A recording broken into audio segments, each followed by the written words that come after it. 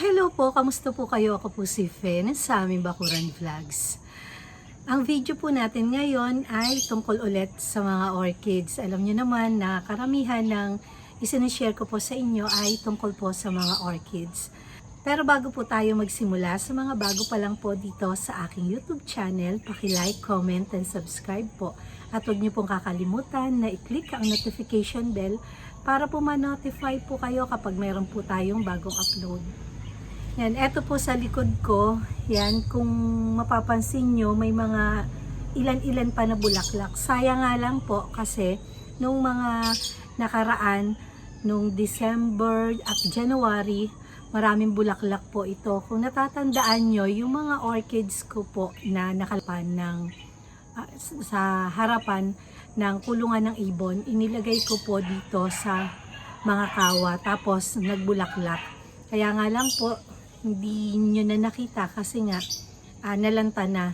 Kasi last week pa ng November, mga namulaklak yung mga dendrobium orchids na yan. Kaya lang, hindi ko po talaga na-share sa inyo at busy nga po. Kaya lang po ako nakapag-video ngayon na maaga. May pupuntahan kasi ako na medyo tanghali na.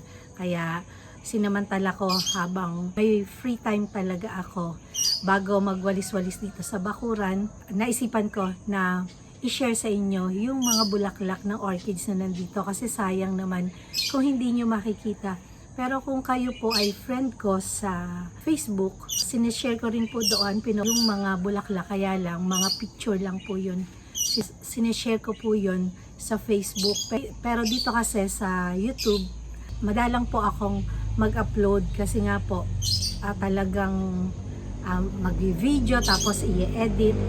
Hindi kagaya po ng picture doon sa Facebook. Pagka-picture mo, pwede mo na i-upload. Pero ito po kasi sa YouTube, pag nayari ka na mag-video, kailangan mo pang i-edit. Kaya po natatagalan talaga kung ako ay mag-video, tatagalan bago ko po mai-upload ulit. Dahil nga po busy. Pero ayan, eto sa likod, yung mga katleya ko, kung natatandaan nyo, nandun sa may ilalim ng puno ng mangga. Sa ngayon po, yung mga may bulaklak at yung mga may buds, inilipat ko po dito. Yan, kung mapapansin nyo, may mga nakasabit sa likod ko. Ginawan ko ng paraan. Bala ko nga po na magpalagay dito kay Kaligatan TV ng sasabitan ng mga katleya. Kasi parang gusto nila dito. May mga buds nga po ng mga dendrobium orchids ko na talagang kinain ng ibon. Ngayon po napakaraming ibon na kumakain ng mga buds, yung mga bulaklak, kaya nakakapanghinayang po yung mga bulaklak at saka buds kung makakain lang ng ibon. Ito yung mga dating orchids ko na niripat ko, hindi ko kinapit sa driftwood. Bale, niripat ko lang po sila, nilagay ko rin sa bunot. Yan, kasi noon, tag-araw noon, hindi pwede na pag niripat ko, ay ikapit ko sa bunot. Kasi nga, madalas kaming busy, hindi ko na didiligan, hindi pwede na tanggalin ko yung bunot at ikapit ko sa driftwood. Kaya, iniripat ko po yan na may bunot. Kaya bago po yung mga bunot niyan. Ngayon, ito yung bulaklak niya. Ito ay isa sa mga mini yaya. Ito yung mga gustong-gusto ko ngayon na dendrobium orchids kasi yan po yung mga hindi lumalaki at hindi humahaba yung cane. Ganyan lang po sila kahaba at matataba po yung pinaka-cane nila. At napakasipag po nilang mamulaklak. Tingnan nyo, oh. Ayan.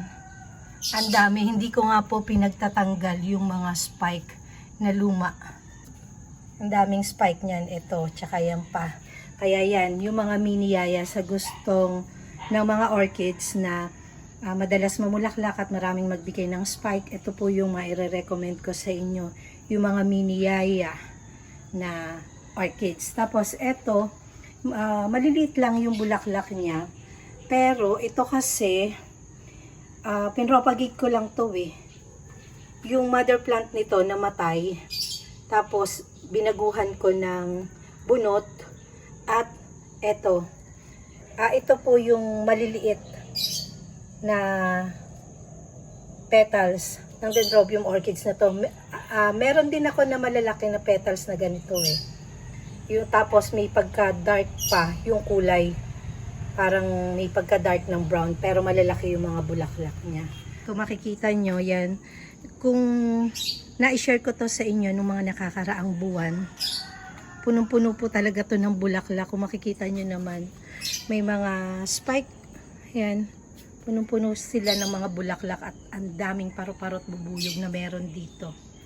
Yan o, sa kawa ko na po sila nilagay. Tingnan nyo kung gaano sila ka-healthy ngayon. Yan, ito yung sinasabi ko sa inyo.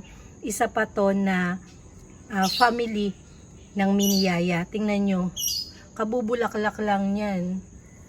Ayan, meron na naman. Ito po yung mga orchids na nandito dati sa harapan ng bahay kubo. Ayan, dito lang din po yan nakalagay. Pero nakalagay po yan sa DIY wheelbarrow ko dati. Kung natatandaan nyo yung inilaban ko sa Christmas garden. Eto, mga nawala na yung mga bulaklak. Noong November po yan, may mga bulaklak. Pero ngayon, eto, may isang bulaklak ng dancing ladies. Ayan o. Di ba ang ganda? Ang cute nila. Yan o. Parang mga babaeng nakasaya. Tapos yan, nakalaylay na ganyan. O, parang mga babaeng nakasaya na nagsasayaw sa hangin. Kaya tinawag silang dancing ladies. Pero ito po ay oncidium. At ito naman po yung iba pang bulaklak. Ayan. Ito. Si purple stripe. Tapos ito si kulot. Ito yung mga, kung mapapansin nyo, ito yung mga sinimento namin na galing sa Hagono, yung bigay ng tito ko na driftwood. Tapos yung iba na mga Dendrobium orchids ko, kinapit ko dyan na galing doon. Yung marami kong Dendrobium orchids doon, kinapit ko dito. Kaya lang tingnan nyo, ilan-ilan lang yung kinapit ko na Dendrobium orchids na nagbulaklak. Ito kung mapapansin nyo, nung last year to, kasama to sa isinali ko sa Christmas garden. Ayan, nagbulaklak. Sana tuloy-tuloy. Tapos, ayan, mga bulaklak. Ito yung isa sa mga seedlings na binili ko kay Golden Bloom. Itinaas ko muna dito. Kasi nga, yung iba ko na nakapaso, yun. Yan yung mga nakapaso ko na inilagay ko na nakatanim sa uling at saka sa lava rock na ganito. Yan. Ito, first time na mag-bloom. Nung binili ko to, seedlings lang. Yan. Tapos yan, may mga stripe. Yan, yung white na pa. Ito, white. Tapos may green. Parang may pink din yan eh. Tapos, ito. Yan. Ang tatagal ng mga bulaklak niyan. Pero kasi dito, yung part na to, laging nauulan. Ito, kung mapapansin nyo, laging nauulan. Ito kasi, medyo nalililiman dito pag umuulan eh. Kaya hindi sila gano kaagad na nalanta. Dito kasi talagang pag umulan, nauulanan kaagad talaga yung kanilang mga bulaklak. Tapos, ito yung sinasabi ko sa inyo na mga Cattleya. Kung kayo yung friend ko sa Facebook, na i-post ko na po ito, ang bango. Ang bango po dito ngayon para akong nasa Quiapo talaga yung amoy. Ang bango. Yung mga Cattleya, kaya nagugustuhan ko na po na mag-alaga ng mga Cattleya kasi po ang babango ng bulaklak nila. At yan, ito po ay si Yellow Red Lips. Yan, na-post ko na po to sa Facebook. First bloom under my care. Ito, first bloom under my care. Dalawa po ang binigay niya na bulaklak.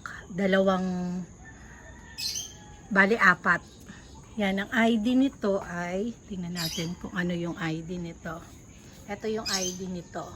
Yuan Dung Red Star. Okay, pero ang sabi ni seller, ni Kaolan, ito po ay family ng Brazabola. May isa ako ngayon na may buds, yan. Kaya iniwas ko po ito. doon sa ilalim ng puno ng mangga kasi kapag ito ay nahulugan ng mangga, tsak, masisira yung buds at saka yung mga bulaklak. Tapos ito, yan, ito yung Cattleya din to nakalimutan ko lang yung ID nito dati. Alam ko na yung ID, kaya lang nun hindi ako naglalagay ng ID kapag nag-upload ako, kaya hindi ko na matandaan. Kakaiba po yung dahon nito kumpara sa mga ibang Cattleya. Ang dahon ng mga Cattleya po ay matitigas yung dahon na makakapal talaga. Ito po parang iba, parang dendrobium orchids lang na kung titingnan nyo, manipis yung dahon niya pero matigas din siya, pero hindi ganon kakapal kumpara sa mga Cattleya na iba kong inaalagaan dito. Ito pa po, ayan, bumuka na pala yung isang bulaklak. Wait. Ayan, ito yung isa pa. Yan. Family din to ng Brazabola. Ang ID nito ay Cattleya Hybrid. Yan, di ko maaninaw, nakataas kasi. Na corn patom silver.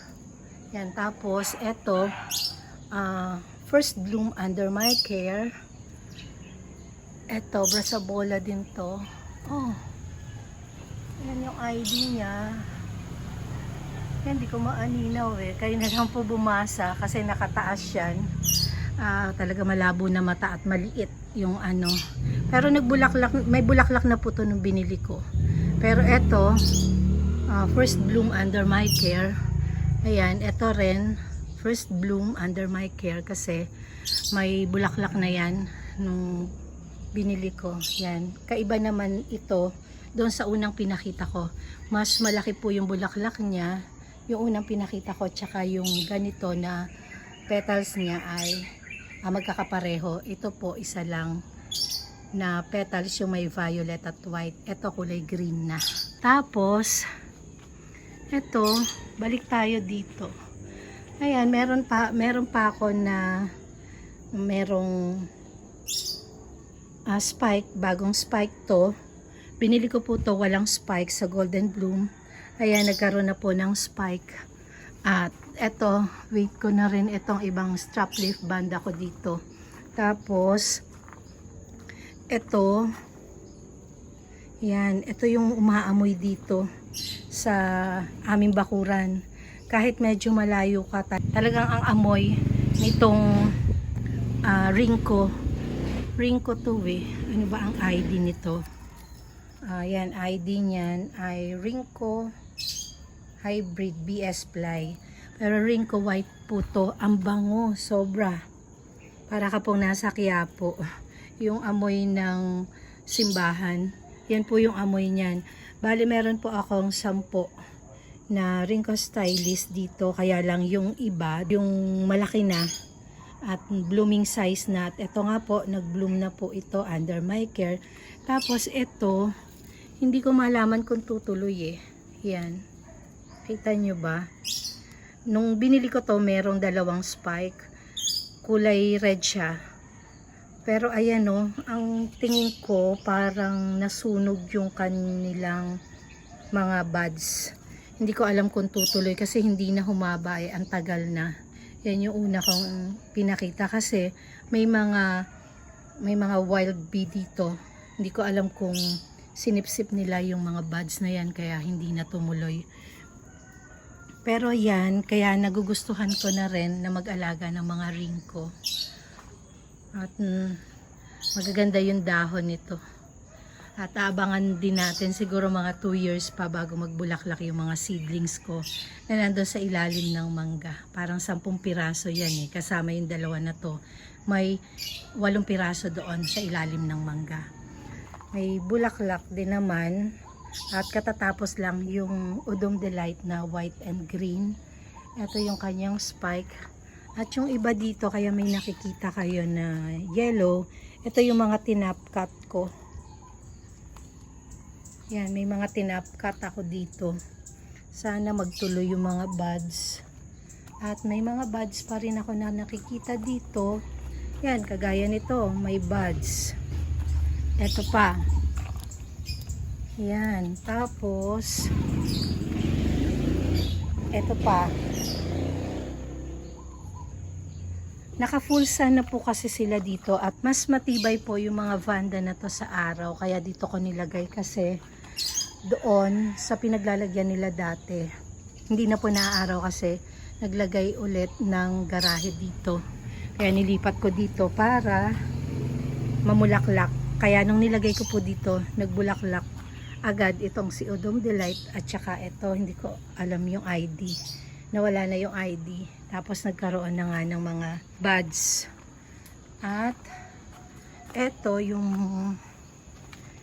Banda Lameliata. Yan, nagbulaklak din. Ito yung isa sa mga binili ko sa Ita kasabay ng Oncidium o yung Dancing Ladies. Yan, madalas mamulaklak to. Ito pa po yung isa. Yan, ang ganda ng bulaklak, no? Ang dami. Hindi ko mga alam yung ID nito eh. Mga nakakalimutan ko at saka nga po pala ang mga Dendrobium orchids. Minsan, kada post nila, iba po yung ID na binibigay. Kaya nakakalito po talaga yung mga ID ng Dendrobium orchids.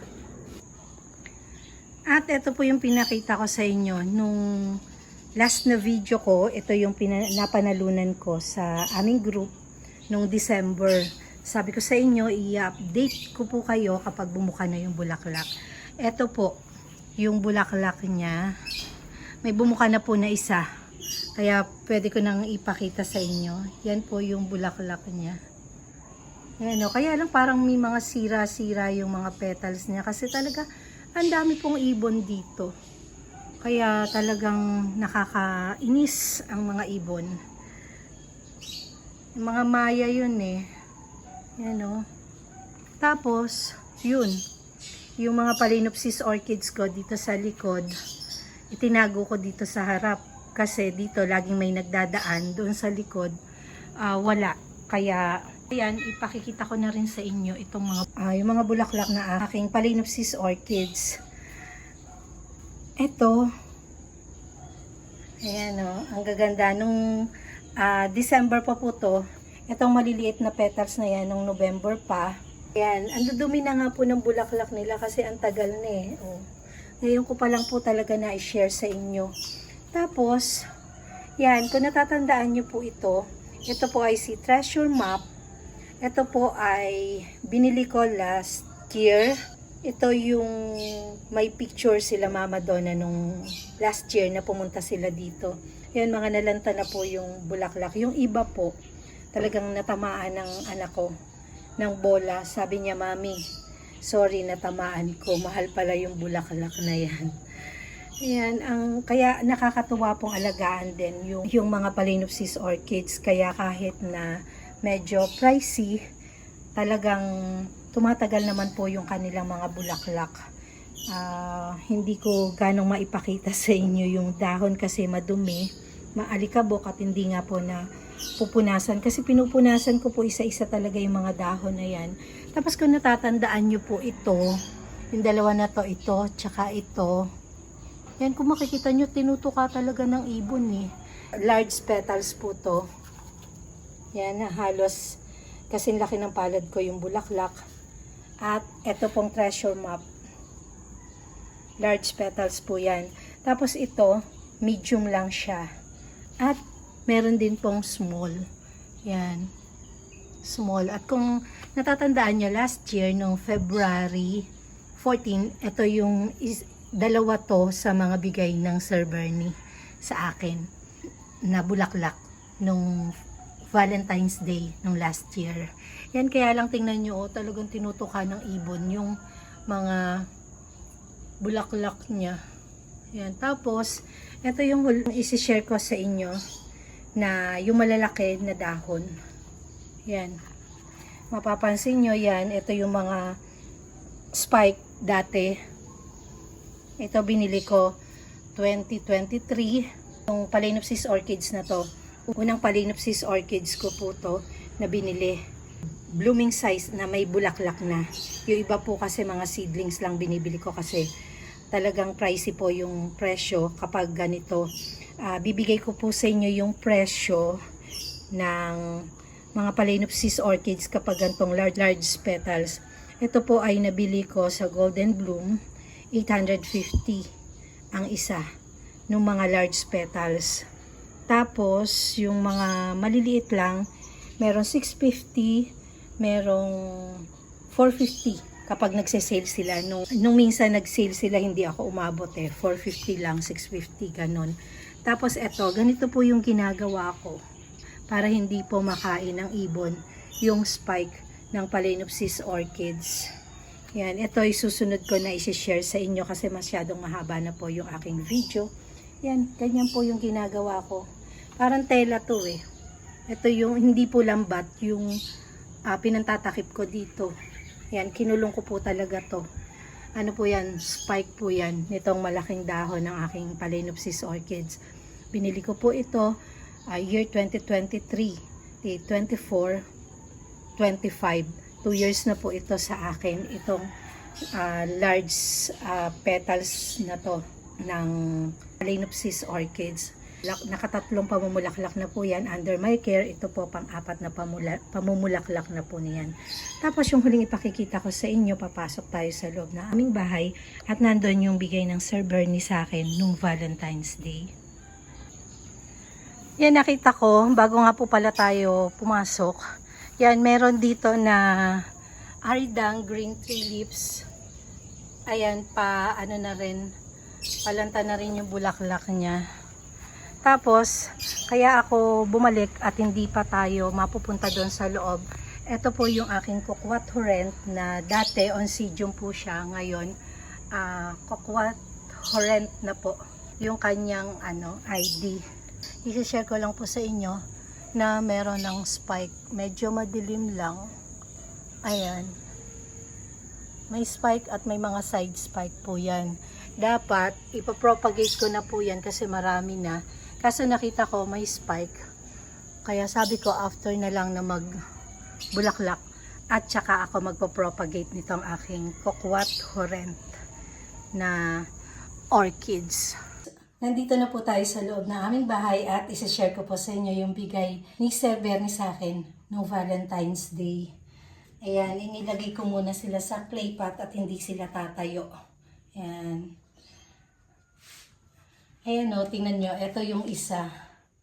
Tingnan nyo, ang ganda o. Meron na ako nito kaya lang iba talaga yung kulay ng bulaklak nito. Ayan o. Ayan, tapos ito po yung isa. Mga large petals po to. Ang ganda, diba? At ang hahaba ng mga spike nila.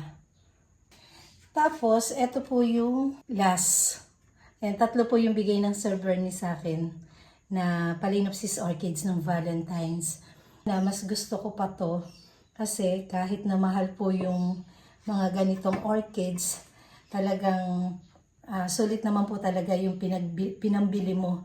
Tingnan niyo po yung unang pinakita ko sa inyo dito sa aming terrace na Phalaenopsis orchids. November at December pa po yung bulaklak noon. Ngayon po ay February 22 na. Kaya di po ba sulit po yung bulaklak ng Phalaenopsis orchids kapag ganito po yung ibibigay sa inyo ng mahal niya sa buhay. Ito lang po yung maipakikita ko sa inyo na mga bulaklak na nandito sa aming bakuran. Kaya i-end ko na po itong aking video at napakahaba na po talaga. Maraming salamat po sa walang sawa niyong panunood at walang sawa niyong pagsuporta sa aking mga video. Sa mga subscribers, sa mga silent viewers, sa mga friend ko sa YouTube, sa mga napadaan lang pero pinanunood po ng buo ang aking mga video at hindi po nag-i-skip ng ads. Maraming salamat po. Keep safe everyone. God bless.